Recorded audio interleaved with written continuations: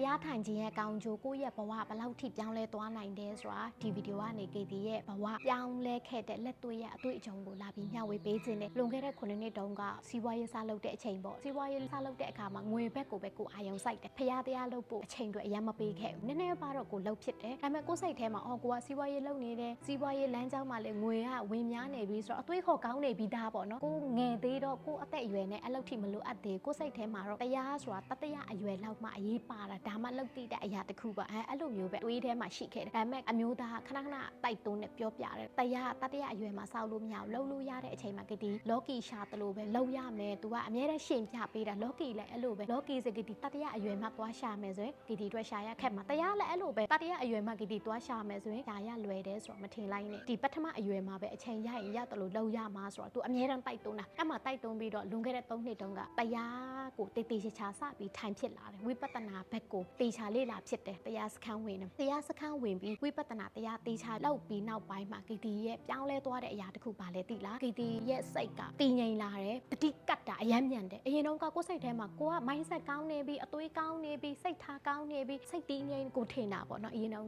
ကိုယ်စိတ်ထဲအဲ့လိုမျိုးတော့ရှိခဲ့တယ်တရားထိုင်ပြီးနောက်ပိုင်းမှာလုံးဝမတူတော့တတိကတ်တာအယမ်းမြန်တယ်ဥပမာပြဿနာတစ်ခုခုဖြစ်ပေါ်လာပြီးဆိုရင်ပြဿနာနဲ့မမျောဘဲနဲ့ဒါဘာဖြစ်နေတာလဲဆိုတော့တတိချက်ချင်းကိုတောင်းဝင်တာတတိကတ်နိုင်တယ်ပြီးတော့အကောင့်တဲ့ဘက်ကိုချက်ချင်းကိုတွေးမြန်တယ်ချက်ချင်းမြင်နိုင်တယ်ပေါ့မြင်နိုင်ပြီးတော့စိတ်ကမလှုပ်ရှားတော့ဘဲနဲ့စိတ်ကငြိမ်လာဒါရရှိလာတဲ့အရာတစ်ခုအရန်ကိုအသုံးဝင်တာဒီကလေးမွေးကအစပေါ့နော်ဒါတွေအားလုံးကိုအသုံးပြုလို့ရတယ်ဒီပမုတ်ခကျုပ်ဆရာတော်ခဏခဏပြောဖြစ်တဲ့အရာတစ်ခုရှိတယ်ကိုကဒီနေမကောင်းမဖြစ်သေးတဲ့အချိန်ဆိုရင်ဆေးကဘယ်လောက်ထိအသုံးဝင်ထားလဲဆိုတော့ကိုမသိသေးဘူးနေမကောင်းဖြစ်လာမှဆေးရဲ့ကိုလိုက်ရှာတရားလည်းအဲ့လိုပဲဘဝမှာအခက်အခဲမရှိသေးဘူးဆိုရင်ကိုလိုက်မရှာသေးဘဝမှာအခက်အခဲဖြစ်လာမှတရားဆိုတော့အသုံးဝင်လာတယ်ကိုလိုက်ရှာဒီတိုင်းပါပဲဒီနှစ်မှာပဲနော်ဒီတလပိုင်းမှာကတိကြုံတွေ့ရတဲ့ဖြစ်ရတစ်ခုကိုပြောပြချင်တယ်မှကတိတလပိုင်းမှာပကံမှာ brand training တင်နန်းသွားပေးတာကတိရဲ့သမီးလေးလည်းပါ9လပဲရှိတယ်ကားနဲ့သွားမာစီတီကအပြန်လမ်းမှာဘာဖြစ်လဲဆိုတော့တီရဲ့မာစီတီကနေပြီးတော့လမ်းမကြီးအရှိမှာကားပြက်သွား highway လမ်းမှာနော်ကားပြက်သွားလမ်းဘေးမှာပဲ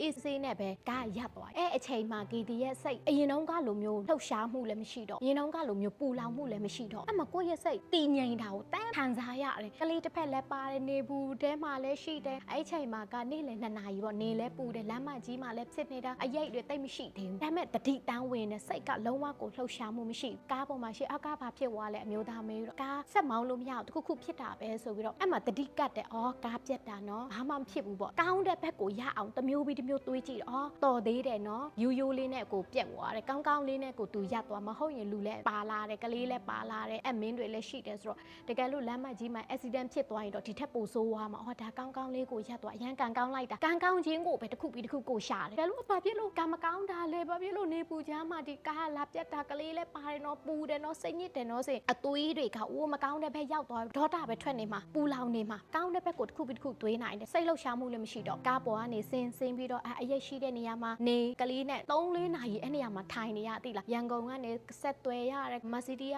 ရန်ကုန်ကိုရောက်ဖို့ဘလို့တည်သွားရမှာလဲလူကတခြားကားကိုဘလို့သွားရမှာလဲဘလို့စီးရမှာလဲဆိုတော့အမျိုးသားတစ်မျိုးပြီးတစ်မျိုးသူကဆက်သွယ်ကိုကကလေးကိုပဲအာရုံစိုက်တာကောင်းတော့အရာကိုပဲကိုတစ်မျိုးပြီးတစ်မျိုးကြည့်တာသွေးတာပေါ့ရန်ကုန်ရောက်ဖို့လည်းမလွယ်ဘူးပေါ့ကားကြီးနဲ့ crane ကားနဲ့တည်သွားရပြီးတော့ airport မှာလည်းကလေးလည်းလိုက်စီးရတော့လေကလေးကြည့်ပြီးတော့လည်းတနာပါတယ်ဒါပေမဲ့ကိုကောင်းတော့ဘက်ကိုပဲကိုရအောင်တွေးရတယ်ကောင်းတော့ဘက်ကိုပဲကိုတွေးပြီးတော့ကောင်းတဲ့အရာကိုပဲတစ်ခုပြီးတစ်ခုမြင်ရတယ်နောက်ဆုံးရန်ကုန်တော့ရောက်သွားကားတော့ပြင်ရတာပေါ့နော်ပြင်ရတယ်ပြင်ပြီးတော့ okay အေးဆေးလေးနဲ့ကိုပြန်လာနိုင်တယ်အဲ့မှာပြောင်းလဲသွားတယ်အရင်တုန်းကကိုရဲ့စိတ်ကိုပြန်ကြည့်တာတကယ်လို့အရင်တုန်းကစိတ်ဆိုအဲ့လိုမျိုးမဟုတ်ဘူးရင်တော့စိတ်ဆိုပူလောင်နေမှာဘာဖြစ်လို့လဲနှစ်တစ်ပဲရှိသေးတယ်ဘန်ကဘာဖြစ်လို့လဲအဲ့လိုမျိုးကိုကဟုတ်တယ်မလားမကောင်းတဲ့ဘက်ကချက်ချင်းဝင်နေမှာ negative ဘက်ကပိုရောက်မှာဒါကတော့ negative ဘက်မရောက်ပဲနဲ့စိတ်ကလည်းငြိမ်တယ်ပြီးတော့ကောင်းတဲ့အရာကိုလည်းကိုကသွေးနိုင်တယ်ပြီးတော့ပြဿနာကိုလည်းအေးဆေးလေးနဲ့ကိုဖြေရှင်းနိုင်နောက်ထပ်ဖြစ်ရတစ်ခုက KTD မော်လမြိုင်အိမ်ပေါ့နော်ဒီငှားနေတဲ့အိမ်မှာ KT တို့ solar battery ထည့်တာ solar battery ထည့်တာတော့ဘာမှဖြစ်ဘူး300ကျော်ပတ်စအရင်ပေးတယ်ပြီးတော့ battery အေးဆေးနဲ့လာတတ်တယ်ကောင်းကောင်းပဲဘာမှဖြစ်ဒုတိယအကြိမ်မှာအဲ့ဒီအကိုစီကနေပဲမီအားမြင့်တင်ဆက်ကိုနောက်တစ်လုံးပြန်ဝယ်တာပေါ့ပြီးတော့battery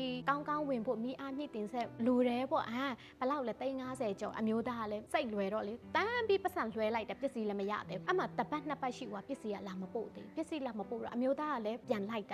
်တော့သူကအကြောင်းပြချက်မျိုးတွေပြောပြလာတယ်သူတို့အလိန်ခံထီလို့ပစ္စည်းလာမထည့်နိုင်တာအဲ့လိုမျိုးပဲသူတို့ပြောတာအမျိုးသားကပြောဒါဆိုရင်ပစ္စည်းလာမထည့်ပဲနဲ့ပတ်စံပဲပြန်ပေးလို့ရလားသူတို့လည်းပစ္စည်းမရပတ်စံပြန်လာပေးမယ်ဆိုပြီးတော့သူတို့ရက်တွေချိန်တာအမျိုးသားကလည်း အစတုန်းကသူများလဲကိုလိုမျိုးမခံရအောင်မထိရအောင်ဆိုပြီးတော့ backlight တင်ရင်ကောင်းမလားဆိုပြီးတော့အသွေးတော့နည်းနည်းဝင်သေးတယ်အဲ့မှာနှစ်ယောက်စလုံးက